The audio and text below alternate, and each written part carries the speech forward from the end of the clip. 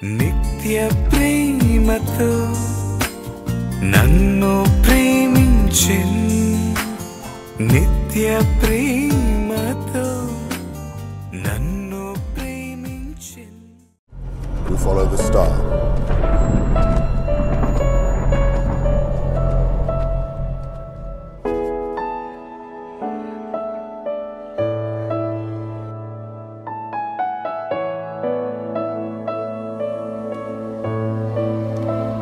His name is Jesus.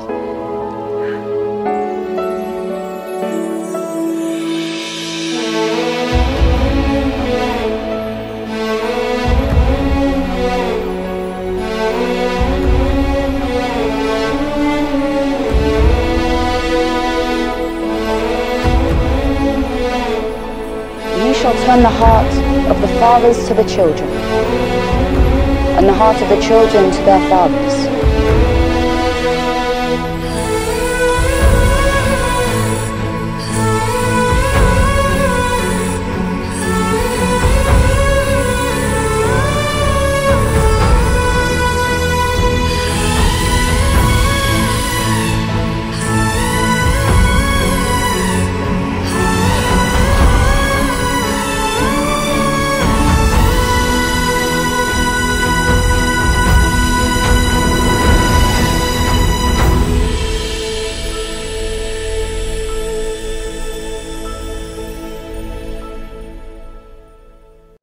ప్రార్థన చేసుకుందాం.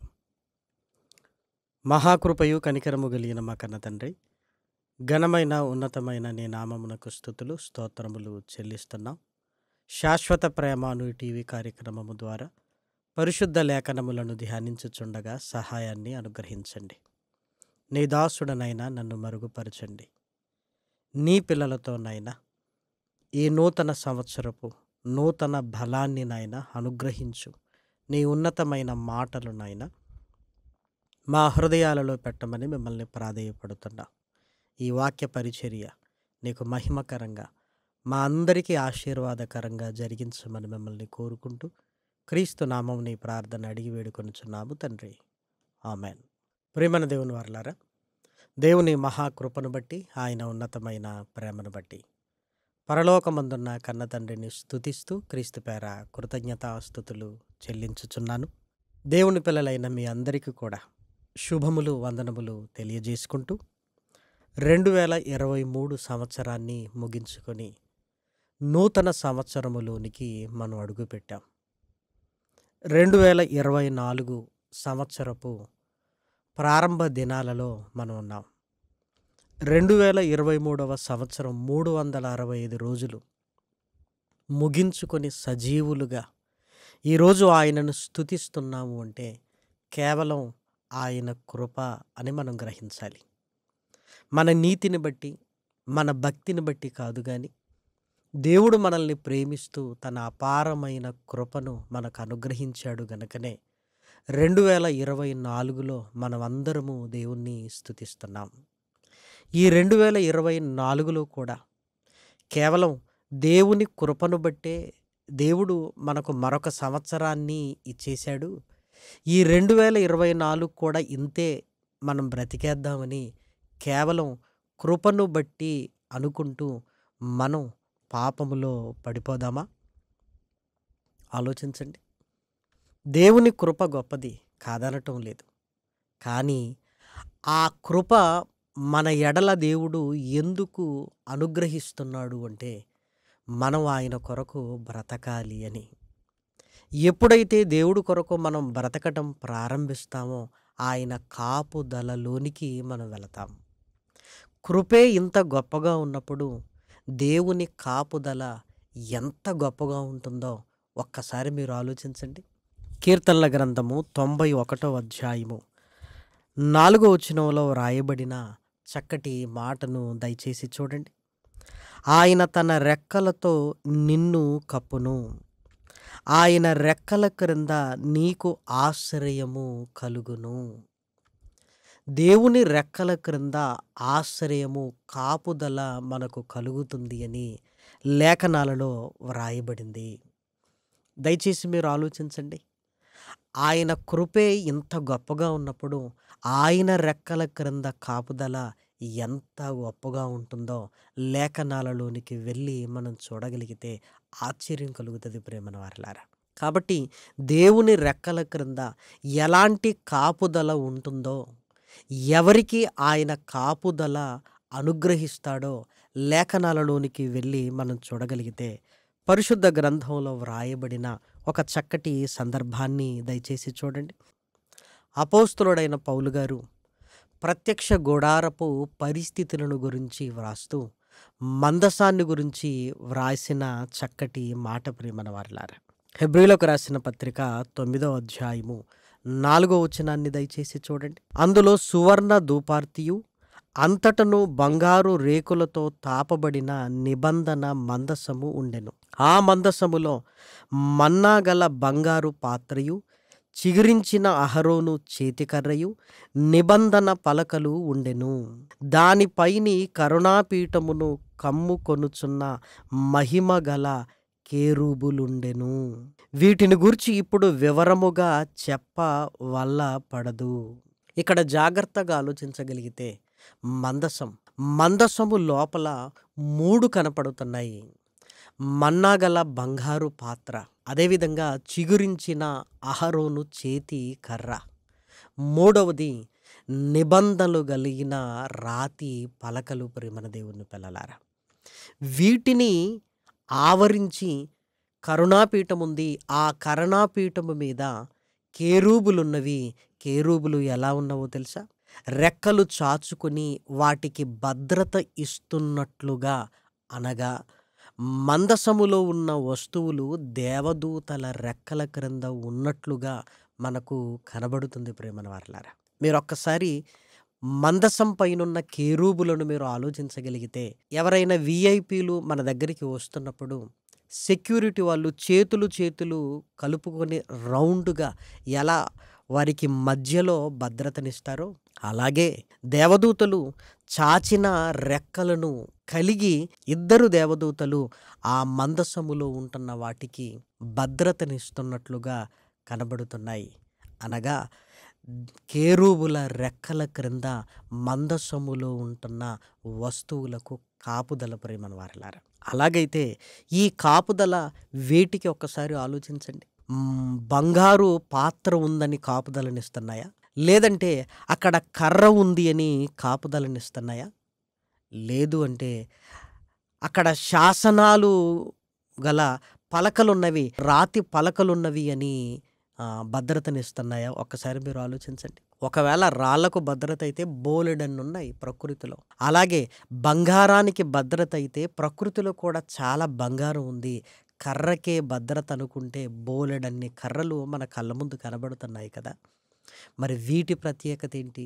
బంగారు పాత్రలో మన్నా ఉంది. మన్నా ఉన్నందుకు భద్రత. ఆ కర్ర చిగురించింది, అహరోను చేతి కర్ర చిగురించింది గనక భద్రత. అలాగే ఆ రాతి పలకల మీద దేవుని శాసనాలు, ఆజ్ఞలున్నవి గనుక భద్రత ప్రేమన దేవుని పిల్లలారా. దయచేసి మీరు ఆలోచించండి.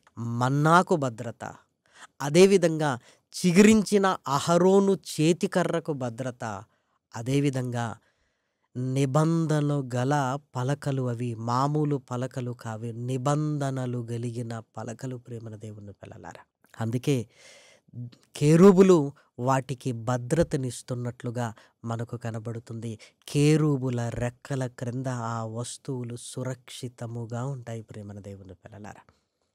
ఈ మూడింటిని గురించి లేఖనాలలోనికి వెళ్ళి మనం చూడగలిగితే నిర్గమకాండము 16వ అధ్యాయము 33వ వచనం. కాబట్టి మోషే అహరోనుతో, నీవు ఒక గిన్నెను తీసుకొని దానిలో 1 ఓమేరు మన్నాను పోసి మీ వంశస్థులు తమ యొద్ద ఉంచుకొనుటకు యెహోవా సన్నిధిలో దాన్ని ఉంచుమనెను.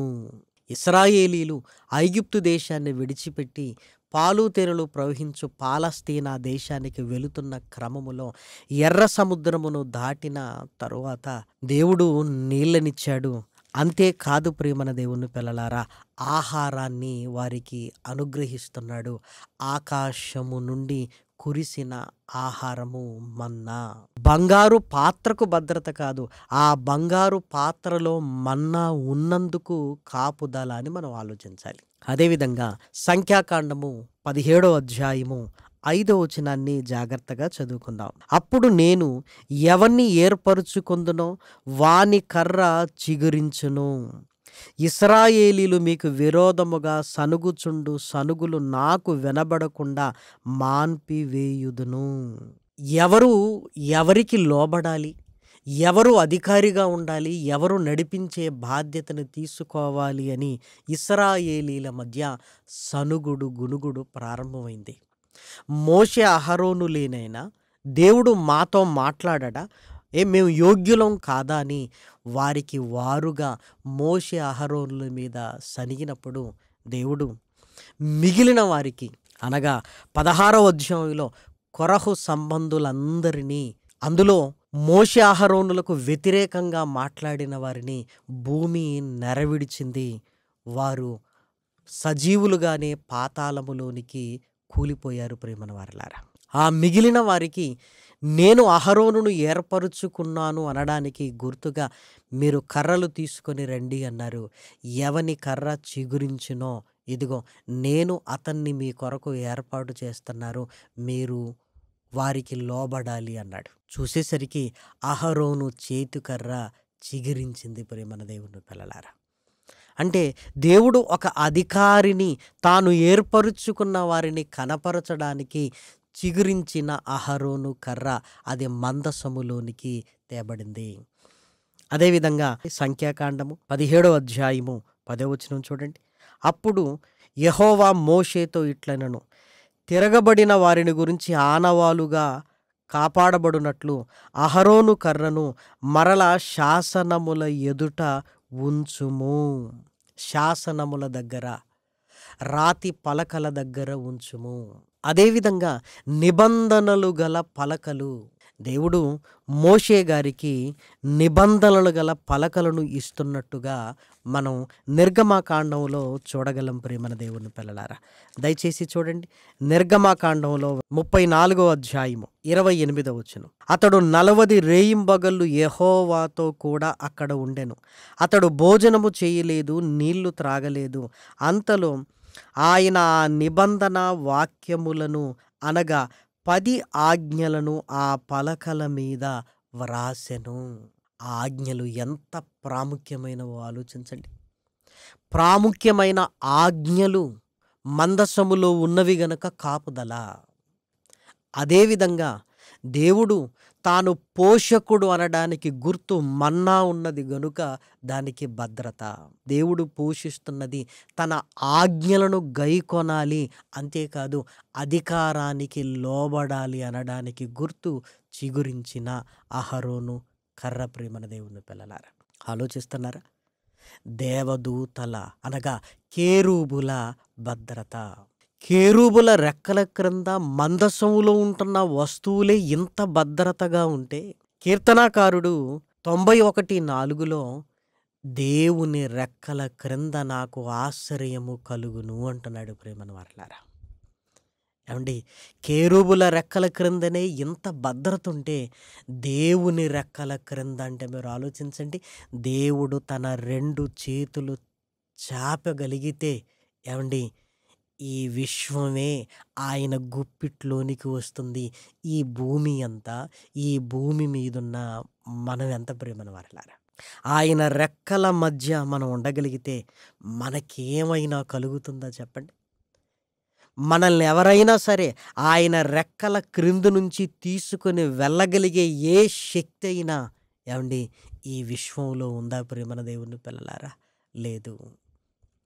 మనుషులు చేతులు చాచి భద్రతనిస్తేనే ముఖ్యమైన వారు ఇదిగో ముందుకు వెళుతున్నప్పుడు దేవుడే తన రెక్కలను చాచి మనల్ని మధ్యలో పెట్టుకుంటే ఎవరు మనల్ని ఏం చేయగలరు? దుష్టుడు కూడా మనల్ని ఏమీ చేయలేడు ప్రేమన దేవుని పిల్లలారా. అందుకే కీర్తనకారుడు మాట్లాడుతున్నారు, నేను దేవుని రెక్కల క్రిందికి నేను వెళ్ళిపోతాను.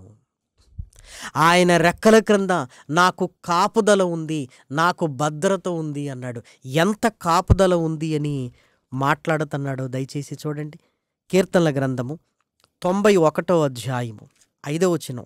రాత్రివేళ కలుగు భయమునకైనను పగటివేళ ఎగురు బాణమునకైనను చీకటిలో సంచరించు తెగులుకైనను మధ్యాహ్నమందు పాడు చేయు రోగమునకైనను నీవు భయపడకుందువు. నీ ప్రక్కను 1000 మంది పడినను నీ కుడి ప్రక్కను 10,000 మంది కూలినను అపాయము నీ యొద్దకు రాదు. చూసారా ప్రియమైన దేవుని పిల్లలారా, అపాయము నీ దగ్గరికి రాదు, ఎందుకంటే దేవుని రెక్కల క్రింద ఉన్నావు. ఆలోచించండి, ఏ తెగులు మన దగ్గరికి రాలేదు అంటే ఆయన రెక్కల క్రింద ఉన్నప్పుడు ఏ తెగులు నిన్ను సమీపించే సాహసము చేయదు. ప్రియమైన దేవుని పిల్లలారా, ఇలాంటి భద్రత ప్రపంచంలో ఎక్కడుంది చూడండి. భద్రతా వలయాలను ఛేదించుకుంటూ చంపబడిన వారు బోళ్ళంతమంది కనపడుతున్నారు చరిత్రలో. కానీ దేవుని రెక్కల క్రింద ఉంటే సురక్షితముగా ఉండగలవు. 10,000 మంది కూలినను అపాయము నీ యొద్దకు రాదు అని లేఖనము సెలవిస్తుంది. ఇలాంటి కాపుదల మనకు కావాలి కదా. 2023 సంవత్సరంలో మనం ఆయన కొరకు బ్రతకకపోయినా, పాపములో పడినా, కేవలం ఆయన కృప వల్ల 2023ను మనం ముగించుకున్నాం. ఆ కృప ఎప్పటికీ ఉంటుంది అనుకుంటే పొరపాటు. దేవుడు కృపనిస్తుంది, నీవు తెలుసుకొని ఆయన దగ్గరకు రావాలి అని, ఆయన కాపుదలలోనికి రావాలి అని. కాబట్టి ఈ 2024 మన జీవితంలో ముందుకు వెళ్ళాలి అంటే ఆయన రెక్కల క్రింద కాపుదలలోనికి మనం వెళ్ళాలి. ఆ కాపుదల మనకు ఉండాలి అంటే మన జీవితంలో కూడా 3 ఉండాలి. ఆ రోజు మందసములో 3 వస్తువులను మనం గమనించాం. ఈరోజు అతి పరిశుద్ధమైన స్థలం మానవ హృదయం. దేహము పరిశుద్ధముగా ఉండాలి, హృదయము అతి పరిశుద్ధముగా ఉండాలి అని దేవుడు కోరుకుంటున్నాడు. ఈ అతి పరిశుద్ధ స్థలంలో ఉండవలసిన ముఖ్యమైన 3 ఏంటి అంటే, ఇదిగో మన్నాను పోలినది జీవాహారము. ప్రేమన దేవుని పిల్లలారా, వాక్యము మన హృదయములో ఉండాలి. యోహాను సువార్త 6వ అధ్యాయము 35వ వచనాన్ని మనం చూడగలిగితే, అందుకు యేసు వారితో ఇట్లనెను, జీవాహారము నేనే, నా యొద్దకు వచ్చువాడు ఏ మాత్రమును ఆకలి గొనడు. జీవాహారాన్ని నేనే అనగా వాక్యమైన నేను. మన్నా కంటే గొప్పది మన హృదయములో భద్రపరుచుకొనవలసింది అతి పరిశుద్ధ స్థలమైన హృదయములో ఉండవలసింది. ప్రియమైన దేవుని పిల్లలారా, అదేవిధంగా ఆలోచించగలిగితే చిగురించిన అహరోను చేతికర్ర అంటే అహరోనును ఒక అధికారిగా చూపిస్తున్నది, నేనెన్నుకున్న ఒక నాయకుడిగా సూచిస్తున్నది. ప్రియమైన దేవుని పిల్లలారా, అలాగైతే ఏ అధికారానికి మనం లోబడాలి అని లేఖనాలలోనికి వెళ్ళి మనం చూడగలిగితే ప్రేమన వారలారా, మత్తయి గారు రాసిన సువార్త 28వ అధ్యాయము 18వ వచనాన్ని దయచేసి చూడండి. అయితే యేసు వారి యొద్దకు వచ్చి, పరలోకమందును భూమి మీదను నాకు సర్వాధికారము ఇయ్యబడి ఉన్నది. ఈయనెవరో తెలుసా? దావీదు చిగురు. ప్రియమైన దేవుని పిల్లలారా, అక్కడ కర్ర చిగురిస్తే ఈయనే చిగురుగా నీ మధ్యకు నా మధ్యకు వచ్చాడు. ప్రేమన దేవుని పిల్లలారా, యేసుక్రీస్తు అధికారమునకు లోబడాలి, యేసుక్రీస్తును ప్రభు అని ఒప్పుకోవాలి. యేసుక్రీస్తు అందరికీ ప్రభువు. ప్రతి వాని మోకాలు ఆయన నామమున వంగవలసిందే. ఎందుకంటే ఇక్కడ చిగురించింది కర్ర కాదు, ఆయనే చిగురుగా ఈ భూమి మీదికి వచ్చాడు. ప్రేమన దేవుని పిల్లలారా, ఆయన అధికారానికి నువ్వు లోబడుతున్నావా? నీ ప్రవర్తన మీద ఆయన అధికారిగా ఉన్నాడా? ఒక్కసారి మీరు ఆలోచించండి.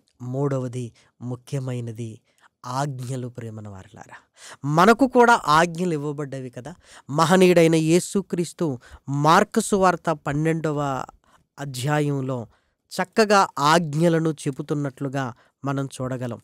మార్కు గారు రాసిన సువార్త 12వ అధ్యాయము 30వ వచనం, నీవు నీ పూర్ణ హృదయముతోనూ, నీ పూర్ణ ఆత్మతోనూ, నీ పూర్ణ వివేకముతోనూ, నీ పూర్ణ బలముతోనూ నీ దేవుడైన ప్రభువును ప్రేమింపవలెననున్నది ప్రధానమైన ఆజ్ఞ. రెండవది, నిన్ను వలె నీ పొరుగువానిని ప్రేమింపవలననున్నది రెండవ ఆజ్ఞ. ఆజ్ఞలు మన హృదయములో ఉండాలి శాసనాలుగా. యేసుక్రీస్తు అధికారానికి నువ్వు లోబడుతుండాలి. ఆయన దావీదు చిగురుగా నీ హృదయములో ఉండాలి. అంతేకాదు జీవాహారము, జీవవాక్యమును మన హృదయంలో పెట్టుకొని ఆయన కొరకు బ్రతుకుతున్నప్పుడు ఆయన కాపుదలలో నీవు నేను ఉండగలుగుతాం. ప్రేమన దేవుని పిల్లలారా, దేవుని రెక్కల క్రింద మనం ఉండగలిగితే దుష్టుడు ఏమైనా చేయగలడా? ఏమీ చేయలేడు. ప్రేమను వారలారా, తెగులు నిన్నేమైనా చేయగలదా? చేయలేదు. రోగము నిన్నేదైనా చేయగలదా? చేయలేదు. శత్రువులు నిన్నెవరైనా ఏమైనా చేయగలరా? ఒకరు కాదు 10,000 మంది నీ పక్కనున్నవారు కూలినా నీకేమీ జరగదు. ప్రేమన దేవుని పిల్లలారా, దేవుడు ఎంత భద్రతను మనకు అనుగ్రహిస్తున్నాడో చూడండి. ఈ కాపుదలలోనికి నీవు నేను రావాలి. ప్రేమన దేవుని పిల్లలారా, ఆలోచించండి. అలాంటప్పుడు మన హృదయములో ఈ మూడింటిని కలిగి ఉన్నామా? ఈ మూడు మన హృదయంలో ఉండగలిగితే దేవుని రెక్కల క్రిందికి వెళతాం. దేవుని రెక్కల క్రిందికి వెళ్ళగలిగితే నిన్ను ఎవరు ఏమీ చేయలేరు. ప్రేమన దేవుని పిల్లలారా, అందుకే మనకు తెలుసో తెలియకో ప్రార్థన చేస్తావా కదా, దేవా నీ రెక్కల క్రింద నన్ను కాపాడు అని అడుగుతుంటాం. ఎంత మంచిది అడుగుతున్నారో తెలుసా మీరు? కానీ ఆయన రెక్కల క్రింద మనం కాపాడబడాలి అంటే మన హృదయంలో ఈ మూడు ఉండాలి. ప్రేమన వారలారా, దయచేసి ఆలోచించండి. పరిశుద్ధ గ్రంథంలో వ్రాయబడిన మాటలు ఎంత దీవెనకరంగా మన జీవితంలో ఉన్నవి. ఇశ్రాయేలీలు 40 సంవత్సరములు ఆయన రెక్కల క్రింద ఉన్నారు. ప్రేమన దేవుని పిల్లలారా కదా, అరణ్యంలో వారు ఉన్నారు. ఎంత గొప్ప కాపుదల! అరణ్యంలోనే కాపుదలనిచ్చిన ఆయన ఇదిగో ఈ సమాజంలో నీకు నాకు కాపుదలను ఇవ్వలేడా?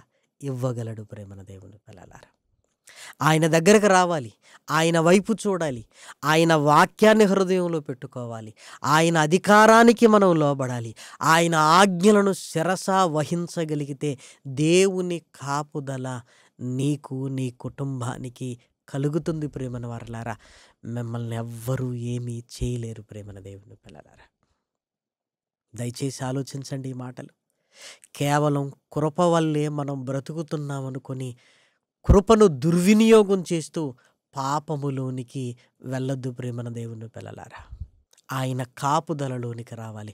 దేవా నీ కృప వల్ల 2023 వెళ్ళింది, ఈ 24 నేను నీ కొరకు బ్రతుకుతాను, నీ కొరకు నేను బ్రతుకుతున్నప్పుడు నీ కాపుదలను నాకు అనుగ్రహించు అని ఈ 2024లో మన జీవితాన్ని ఎందుకు సరిచేసుకోవద్దు చెప్పండి. ప్రేమన వారలారా, ఈ 2024లో ఇల్లు కట్టాలనే నిర్ణయం తీసుకుంటున్నాం, పిల్లల వివాహాలు చేయాలని నిర్ణయం తీసుకున్నాం, ఇదిగో ఏదో ఒక వ్యాపారం చేయాలని నిర్ణయం తీసుకున్నాం.